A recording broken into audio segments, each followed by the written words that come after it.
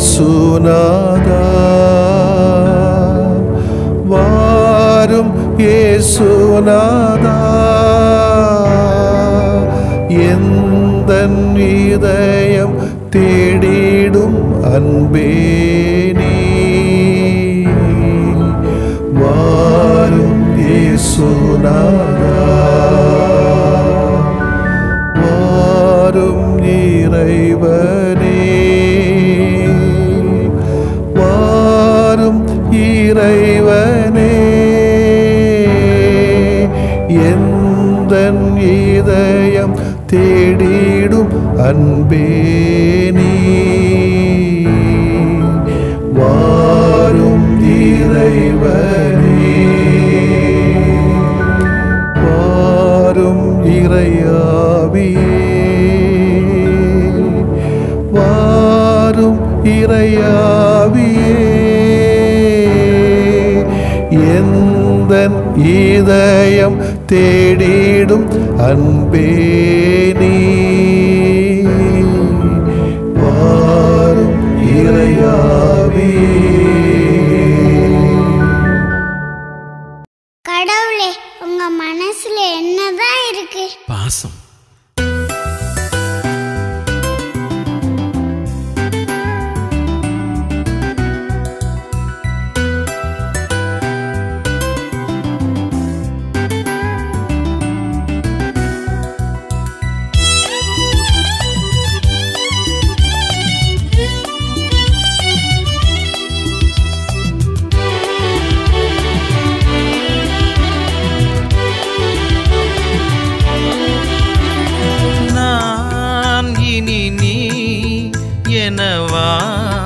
வாழ்ந்திடத்தான் நினைவினில் நாளெல்லாம் நான் உன்னில் ஆழ்ந்திடத்தான் நான் இனி நீ என வாழ்ந்திடத்தான் நினைவினில் நாள் எல்லாம் நான் உன்னில் ஆழ்ந்திடத்தான் நெஞ்சம் வந்து தஞ்சம் தரும் உன் வார்த்தைகள் நேசி என பேசி என்னை உனதாக்குமே. நெஞ்சம் வந்து தஞ்சம் தரும் உன் வார்த்தைகள் நேசி என பேசி என்னை உனதாக்குமே. நான் இனி நீ என வாழ்ந்திடத்தான் நினைவினில் நாளெல்லாம் நான் உன்னில் ஆழ்ந்திடத்தான்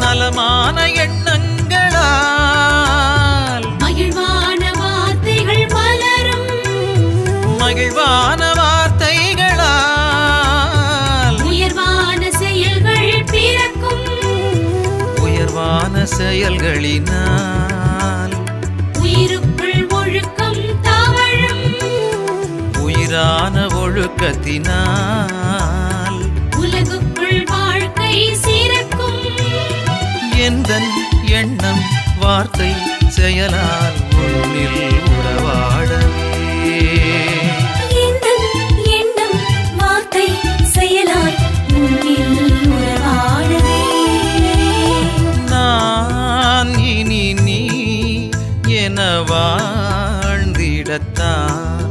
நினைவினில் நாளெல்லாம் நான் உன்னில் ஆழ்ந்திடத்தான்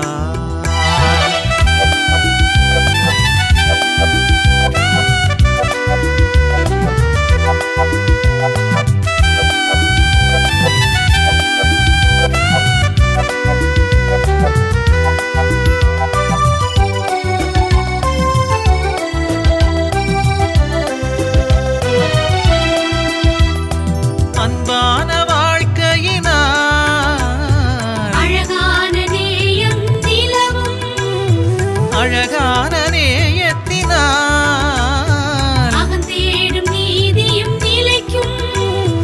அகந்தேடும் நீதியினால் இகந்தேடும் அமைதி நிகழும் இகந்தேடும் அமைதியினால் சுகமான ஆனந்தம் நிறையும் அன்பின் வாழ்வும் வாழ்வின் பொருளும் எந்தன் பாடலாகுமே அன்பின் வாழ்வும் வாழ்வின் பொருளும் எந்தன் பாடலாகுமே நான் இனி நீ என வாழ்ந்திடத்தான் நினைவினில் நாளெல்லாம் நான் உன்னில் ஆழ்ந்திடத்தான் நான் இனி நீ என வாழ்ந்திடத்தான் நினைவினில் நாள் எல்லாம் நான் உன்னில் ஆழ்ந்திடத்தான் நெஞ்சம் வந்து தஞ்சம் தரும் உன் வார்த்தைகள் நேசி என பேசி என்னை உனதாக்குமே நெஞ்சம் வந்து தஞ்சம் தரும் உன் வார்த்தைகள் பேசி என பேசி என்னை உனதாக்குமே நான் இனி நீ என வாழ்ந்திடத்தான் நினைவினில் நாளெல்லாம் நான் உன்னில் ஆழ்ந்திடத்தான். மத்தேயு எழுதிய நற்செய்தி அலகு 7 இறை சொற்றொடர்கள் 6 மற்றும் 12 முதல் 14 முடிய. அக்காலத்தில் இயேசு தம் சீடரை நோக்கி கூறியது, தூய்மையானது எதையும் நாய்களுக்கு கொடுக்க வேண்டாம், அவை திருப்பி உங்களை கடித்து குதறும். மேலும் உங்கள் முத்துக்களை பன்றிகள் முன் எறிய வேண்டாம், எறிந்தால் அவை தங்கள் கால்களால் அவற்றை மிதித்துவிடும். ஆகையால் பிறர் உங்களுக்கு செய்ய வேண்டும் என விரும்புகிறவற்றை எல்லாம் நீங்களும் அவர்களுக்கு செய்யுங்கள். இறைவாக்குகளும் திருச்சட்டமும் கூறுவது இதுவே, இடுக்கமான வாயிலின் வழியே நுழையுங்கள், ஏனெனில் அழிவுக்கு செல்லும் வாயில் அகன்றது, வழியும் விரிவானது, அதன் வழியே செல்வோர் பலர். வாழ்வுக்கு செல்லும் வாயில் மிகவும் இடுக்கமானது, வழியும் மிக குறுகலானது, இதை கண்டுபிடிப்போர் சிலர். ஆண்டவரின் அருள்வாக்கு. இறைவா உமக்கு நன்றி. கிறிஸ்துவிலே பிரியமுள்ள சகோதர சகோதரிகளே, நான் அடிக்கடி இந்த வார்த்தையை நான் என்னுடைய வாழ்க்கையிலே பயன்படுத்தியது உண்டு. பல பணிகளிலே, பல பங்குகளிலே, பல நபர்களோடு இணைந்து பணியாற்றுகிற பொழுது இந்த வார்த்தை அடிக்கடி எனக்கு ஞாபகத்து வரும். எந்த நாய் என்ன தின்னா நமக்கு என்ன, இந்த நாய்கள்கிட்ட நம்ம என்ன சொல்லணும். இயல்பாக மனசில் வரக்கூடிய சில காரியங்கள். கழுதைக்கு தெரியுமா கற்பூர வாசனை? பன்றிகளுக்கு முன்னால் புத்துகளை போட்டால் பன்றிக்கு என்ன தெரியும்? கழுதை கூட்டமும் பன்னி கூட்டமும் நாய் கூட்டமும் ஓநாய் கூட்டமும் இந்த சமூகத்தில் நிறைய இருக்கிறதுனால சில நல்ல தூய்மையானவர்களை இந்த சமூகம், இந்த சமயம், இந்த திருச்சபை இனம் கண்டுகொள்வது கிடையாது. எனவேதான் சில சமயங்களில் இப்படி இயல்பாகவே வருகிற உண்மையை உங்களோடு வெளிப்படுத்திக் கொள்கிறேன். என்னை போன்று பலரும் இதை உணர்வார்கள்.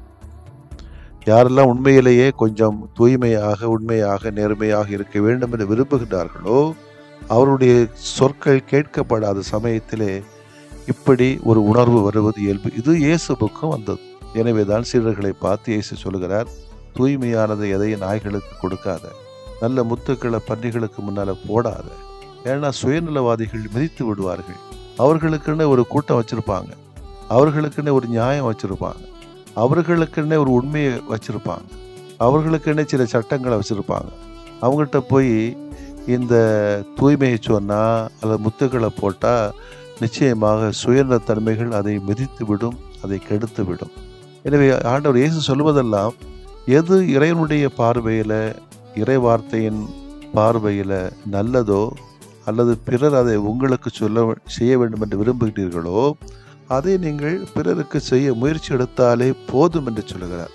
கொஞ்சம் நீதி நேர்மையாக வாழ்றதுக்குள்ள வழிகள் குறுகியது தான். அசிங்கமாக எப்படியும் எவனுக்கு பணத்தையாக தின்னு வாழ்ந்துடலாம் அப்படின்னு நினைக்கிறவங்களுக்கு பாதை பெருசாக இருக்கும். ஈஸியாக அந்த அழிவுக்கு சென்று விடுவார்கள். கொஞ்சம் தூய்மையாக வாழ வேண்டும் என்று நினைக்கின்றவர்களுக்கு இது ஒரு ஆபத்து தான். இருந்தாலும் கடவுள் ஒருபோதும் நம்மை கைவிடுவது இல்லை என்பது என்னுடைய பார்வை. தூய்மையானது எதையும் நாய்களுக்கு கொடுக்க வேண்டாம். தொடக்க கால திருச்சபையின் பின்னணியிலே இதனை 2 விதமாக நாம் புரிந்து கொள்ளலாம். முதலாவதாக, இந்த சொல்லாடல் யூதர்களால் பயன்படுத்தப்பட்டது. யூதர்களை பொறுத்தவரையில் கடவுளுடைய கொடைகளும் அருளும் யூதர்களுக்கு மட்டும்தான் சொந்தம். வேறு எவரும் அதற்கு உரிமை கொண்டாட முடியாது. குறிப்பாக திருத்தூதர் பவுலின் எதிரிகளாக காட்டிக்கொண்டவர்கள் விருத்த சேதனம் மூலம்தான் கடவுளுக்கு ஏற்புடையவர்களாக முடியும் என்று உறுதியாக நம்பியவர்கள் இந்த சொல்லாடலை பயன்படுத்தினார்கள். இரண்டாவதாக, தொடக்க கால திருச்சபை சந்தித்த 2 சவால்களோடு இதை தொடர்படுத்தி பார்க்கலாம். புறவினத்து மக்களிடையே வாழ்ந்த கிறிஸ்தவர்களுக்கு எப்போதுமே கிறிஸ்தவத்தை பின்பற்றுவது முதலாவது சவாலாக இருந்தது. இரண்டாவது சவால், ஒரு சிலர் கிறிஸ்தவத்தையும் புறவினத்து நம்பிக்கையும் ஒன்று சேர்த்து ஒரு சில சமரசங்களோடு புதிய நம்பிக்கை ஏற்படுத்த முயற்சி எடுத்தார்கள். இந்த 2 சவால்களுக்கு மத்தியிலே தான் சொல்லப்பட்ட சொல்லாடல் தான் இது.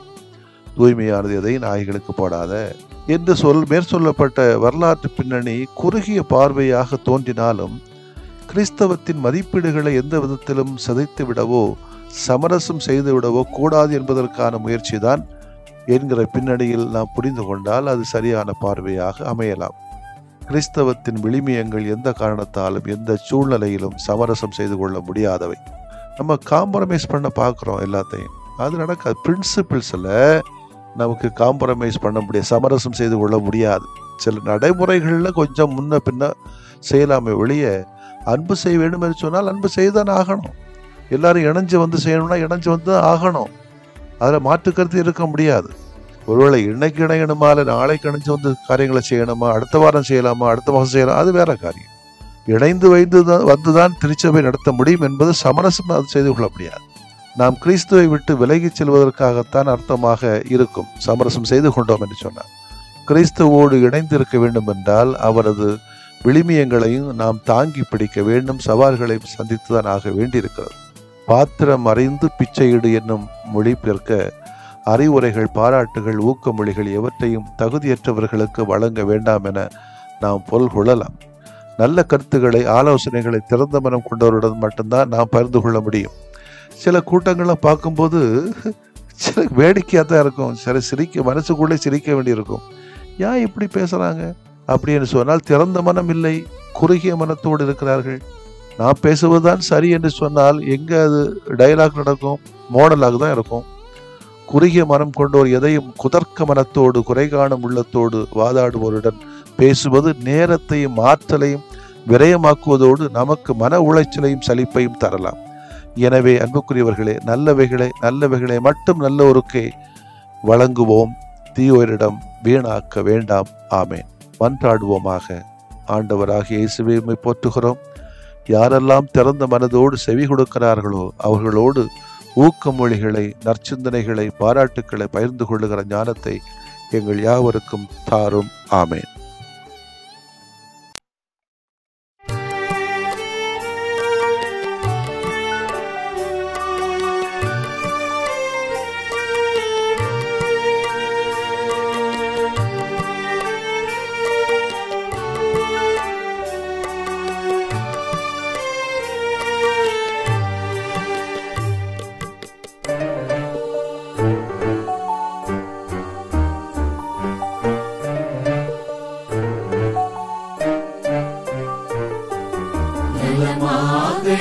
வாழ வரம் தாருமே, எம் நிலை மாற்றி உனில் வாழ நலம் தாருமே.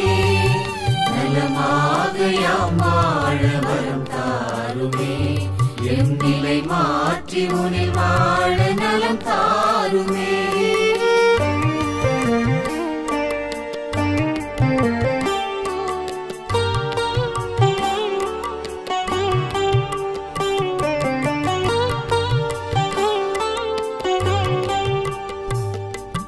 மகிழ்வில்லா மனமென்றால் மனநோயா, அதில் மகிழ்வாக நீ வந்து நலம் தாருமே.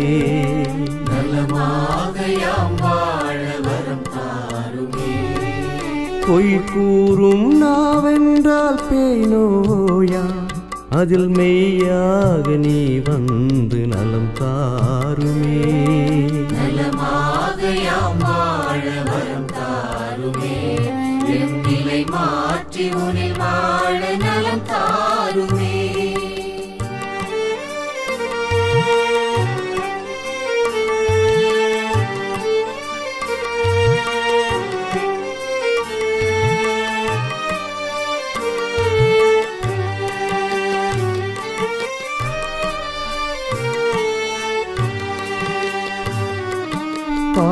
பாராட்டா பண்பென்றால் பகை நோயா அதில் பண்பாக நீ வந்து நலம் தாருமே.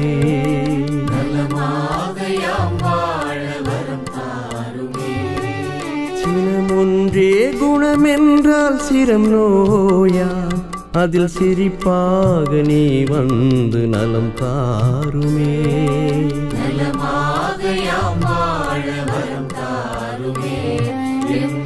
மாற்றி உனில் வாழ நலம் தாருமே.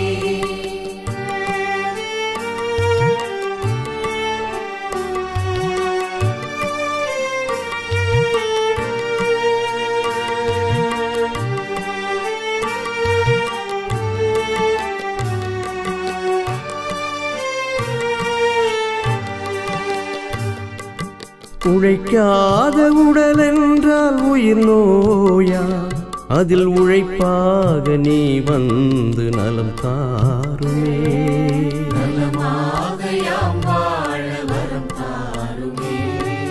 கனியாத உளமென்றால் கடும் நோயா அதில் கனிவாக நீ வந்து நலம் தாருமே.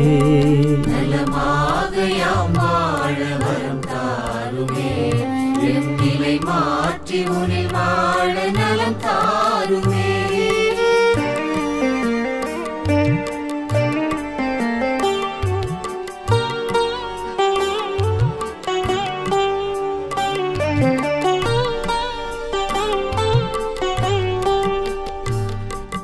நல்லெண்ணம் இழந்திட்டால் உளநோயா அதில் நல் உணர்வாய் நீ வந்து நலம் தாருமே.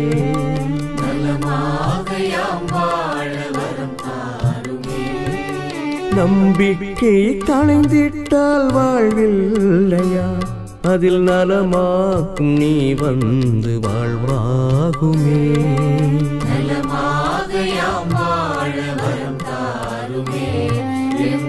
மாற்றி உனில் வாழ நலம் தாருமே.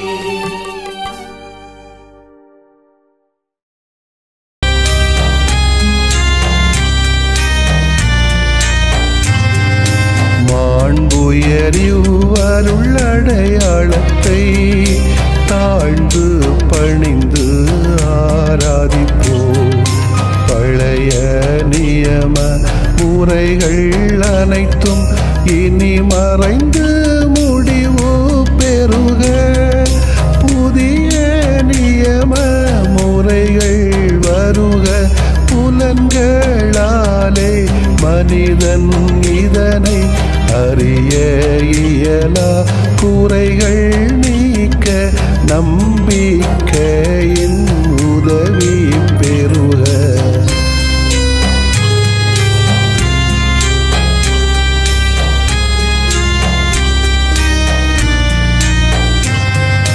தந்தை அவர்க்கும் மகன் அவர்க்கும் புகழ்ச்சியோடு வெற்றியாக்கும்.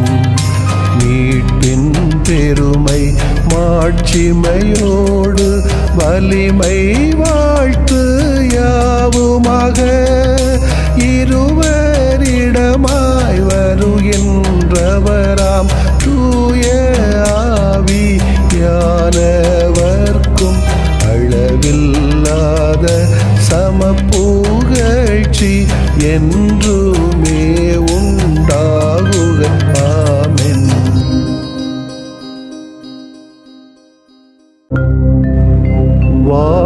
வானின்று அவர்களுக்கு அப்பமளித்தீரே. இனிமையெல்லாம் தன்னகத்தில் கொண்ட அப்பம் இதுவே. மன்றாடுவோமாக. இறைவா, இந்த வியப்புக்குரிய அருளடையாளத்திலே உம்முடைய பாடுகளின் நினைவை எங்களுக்கு விட்டு சென்றீர். உம் திருவுடல் திருரத்தமாகியவற்றின் தூய மறைவருளை வணங்கும் நாங்கள் உமது மீட்பின் பயனை இடைவிடாமல் துய்த்து உணர்ந்து மகிழ அருள்வீராக. தந்தையாகி இறைவனோடும் தூய ஆவியாரின் ஒன்றிப்பில் இறைவனா என்றென்றும் வாழ்ந்து ஆட்சி செய்த உம்மை மன்றாடுகிறோம்.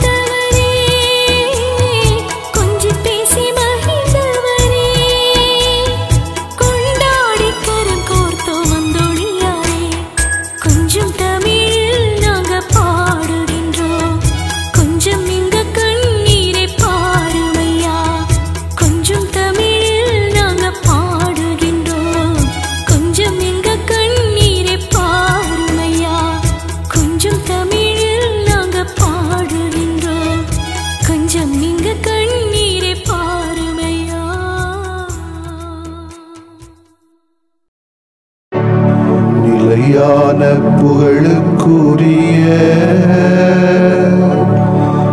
தூய இறை நன்மைக்கு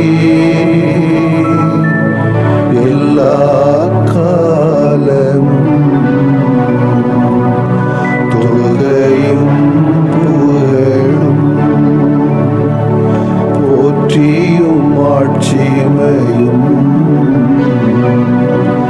உண்டாக கடவது. போற்றியும் ஆட்சிமையும் உண்டாக கடவது.